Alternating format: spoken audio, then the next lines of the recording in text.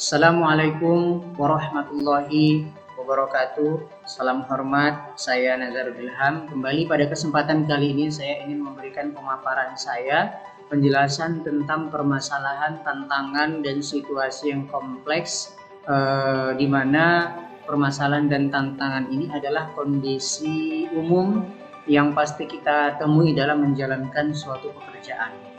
Nah, mengenai hal ini ya, jadi saya mempunyai sebuah pengalaman ya, pengalaman pribadi saya yang dimana kejadiannya sekitar pada bulan Februari 2022 lalu ya, di mana permasalahannya ini adalah menghadapi siswa yang tidak peduli dengan gurunya ketika menjelaskan penjelasan materi, baik itu berupa pembelajaran secara langsung di depan kelas melalui home visit ataupun secara daring melalui Zoom meeting atau melalui Google Meet dan lain-lain. Nah, jadi di sini guru memiliki sejumlah pengalaman dalam menghadapi siswa di kelas. Nah, pengalaman itu ada yang berupa kegembiraan, kepuasan, dan kebahagiaan karena siswanya berlaku manis. Apalagi beberapa siswa yang memang benar-benar mau berkooperatif dan merespon positif dan efisien dalam proses belajar mengajarnya. Nah, sebaliknya mengajar juga menjadi sebuah kegiatan yang menyakitkan ketika ada siswa yang bertindak itu tidak sebagaimana mestinya, ya. Jadi cenderung melawan, menantang, dan tidak kooperatif dalam proses pembelajaran yang dilakukan tersebut. Nah, jadi pada situasi tertentu siswa berada dalam situasi yang berada di luar kontrol ya. Nah, jadi ada juga situasi ketika siswa tidak di luar kontrol dan cenderung pasif, tidak termotivasi dan tidak merespon secara maksimal. Nah, jadi ini adalah mungkin barangkali yang tidak hanya dialami oleh saya, tapi juga dialami oleh beberapa rekan-rekan tenaga pendidik ya, di mana pasti memang kita ketahui dan pasti ada kita temui siswa-siswa yang demikian. Kita pasti mempunyai pengalaman-pengalaman yang mengasyikkan, pengalaman-pengalaman yang tidak mengenakan. Nah, jadi itu merupakan suatu permasalahan dan tantangan serta merupakan suatu situasi yang kompleks di dalam menjalankan sebuah pekerjaan kita sebagai guru, sebagai tenaga pendidik. Nah, lalu berdasarkan pengalaman saya sebelumnya yang sesuai dengan yang sudah saya ceritakan tadi, lantas upaya apa saja yang harus saya lakukan untuk memahami situasi tersebut secara komprehensif, serta peluang dan kesempatan apa saja yang akan saya identifikasi dalam situasi itu untuk membantu saya menghadapinya. Nah, jadi yang saya lakukan di sini adalah pertama memanajemen kelas ya. Jadi manajemen kelas itu adalah sangat penting ya. Manajemen kelas yang benar adalah memastikan agar siswa belajar dalam situasi yang kondusif, termotivasi dan bebas dari gangguan serta ancaman. Siswa memperoleh kegembiraan dalam belajar karena suasana dan kondisi mampu diciptakan. Nah, jadi pada saat itu gagasan bisa dihindarkan dan masalah pun bisa diatasi. Saya merubah sistem belajar dengan membentuk kelompok ya.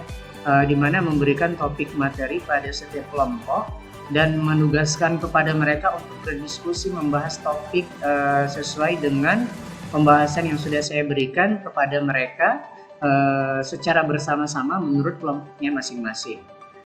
Nah, lalu setelah berdiskusi mereka berkesempatan untuk mempresentasikan di depan kelas, menyajikan hasil diskusi mereka di depan kelas layaknya seorang guru. Mereka lah yang mengajar dan mereka lah yang memberikan informasi serta penjelasan kepada teman-temannya yang lain terkait topik yang mereka bahas, di mana nantinya akan diumpan balikan kembali kepada peserta didik lainnya dengan memberikan kesempatan dan bertanya terhadap apa yang belum mereka pahami.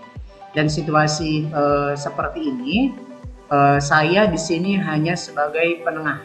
Saya sebagai fasilitator dan memberikan arahan jika ada penjelasan-penjelasan yang tidak tepat. Nah, jadi yang saya lakukan di sini adalah bagaimana untuk membuat strategi dengan memanajemen kelas. Nah, jadi langkah yang saya lakukan adalah untuk melakukan pembelajaran secara berkelompok, pembelajaran secara diskusi, di mana di sini siswa-siswa sendiri yang akan bereksplor, siswa-siswa sendiri yang akan memberikan penjelasan atas informasi-informasi yang mereka dapatkan, atas pemaparan ataupun hasil-hasil diskusi mereka yang sudah mereka diskusikan bersama kelompok mereka, di mana untuk peserta lain atau teman-temannya lain juga dapat memberikan umpan baliknya kepada mereka sebagai penyaji. Jadi dengan demikian kiranya dapat membangkitkan suatu semangat, suatu motivasi bahwasanya mereka dapat melakukan hal tersebut secara mandiri. Nah, lalu peluang dan kesempatan apa saja sih yang saya identifikasi dalam situasi tersebut untuk membantu saya menghadapinya? Jadi peluang dan kesempatan yang saya identifikasi dalam situasi ini adalah dengan adanya sistem belajar secara berkelompok tadi, di mana hal ini membuat siswa merasa bahwa ia dihargai, mereka merasa dihargai, bahwa saya mampu melakukan presentasi ini, serta yang tak kalah penting, mereka dapat menumbuhkan rasa percaya diri dalam diri mereka masing-masing. Jadi ini merupakan peluang emas yang sangat berarti dan signifikan bagi saya. Sebab kiranya dengan metode ini, siswa-siswa saya akan menjadi lebih mandiri dan ada rasa saling menghormati serta menghargai teman-temannya. Mungkin ini sebagai yang tadinya ia sebagai pemateri merasa ingin dihargai. Nah, begitupun sebaliknya, secara otomatis pasti ia juga akan menghargai temannya ketika mempresentasikan hasil belajar kelompoknya masing-masing. Nah, jadi ada feedback, ada umpan balik. Jadi masing-masing itu mempunyai rasa untuk memberikan sesuatu hal dan layak untuk dihargai dan menghargai. Dan hal ini sangat membantu saya tentunya untuk dapat merubah sikap siswa yang tadinya minat belajarnya kurang, motivasi dalam belajarnya kurang, dan sekarang akan menjadi lebih semangat dalam memperbaiki proses dan sistem belajar mereka.